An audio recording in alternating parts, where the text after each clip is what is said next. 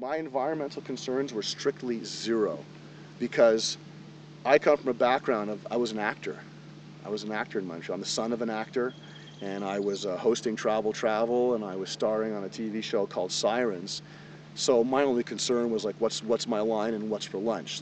About 6 years ago, I'd moved here. I had a huge lawn, and I said to myself, God, there's got to be something other than just mowing lawn every weekend. There's surely something I can do. Started looking on the internet and came across this stuff called permaculture. This is Claude Genest. He lives in Montreal, but I follow him to his country house in Vermont. It's here that he experiments with different types of self-sustaining ecosystems. It's here that he also gives workshops to a growing number of people who are more concerned about what they eat and where it comes from.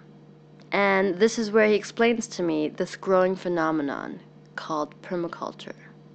Permaculture is derivative of the words permanent and agriculture, or ultimately for a permanent culture. It's a system of design. By designing our own habitats to act more like nature, Claude says we can move towards a healthier and a more sustainable lifestyle.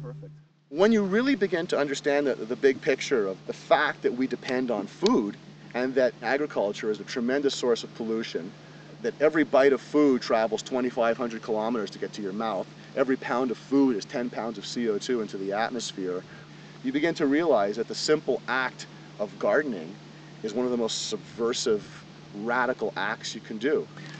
There's this mistaken thing that we do where we'll plant a fruit tree right into a lawn. And lawn is the enemy of a young fruit tree. What you gotta do is have all kinds of other plants that will benefit and assist the young fruit tree in growing.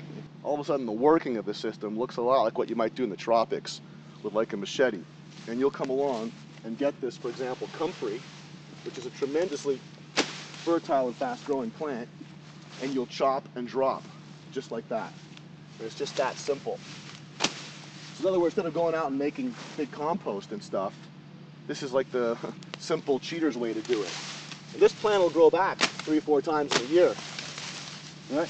So here is my apple tree's fertility growing right nearby, and I'll mulch it out and just feed it in this manner. And basically this takes me all of, well, as you're seeing, about 30 seconds, and you know, my work is done.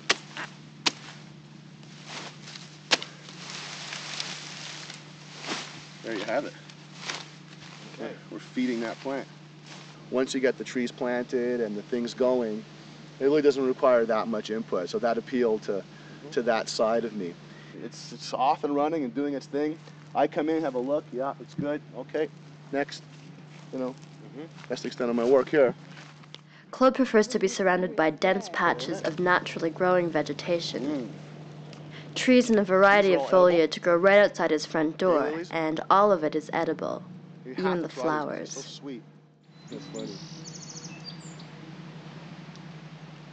Yummy. That's some crazy stuff, man. Yeah. That is good.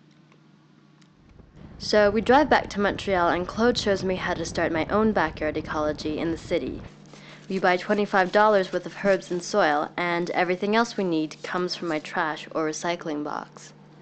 What we're going to do is turn this bad news into good news. We're simply mulching it out. We're simply going to be disfigured. There's this notion that the environment is something outside of ourselves. But if you think about it, when we talk about the environment, we're literally talking about our life support systems. So with permaculture, we've come to the basic observation that no culture can survive without a sustainable source of food and a land use ethic. And we have neither a sustainable source of food nor a sustainable land use ethic. So we can begin to cultivate ecologies in our own backyards and begin to restore and repair the damage. And you can come in and take leaves, you know, here and there for like every meal, and it'll keep going, right? Right. That's what's so nice about it. Oh, that's great. This makes wonderful tea, Smells stomach wonderful. calming.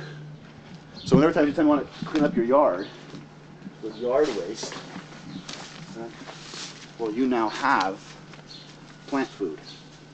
You can be mulching just around stick it around like like that, and now you're literally feeding your plants at the same time as you're taking care of your garden. You know, we can move from something must be done to something we can do. So it's empowering, and everyone's looking, what can I do? What can I do? How can I contribute? What more can I do besides just recycling? This is like next generation recycling, really.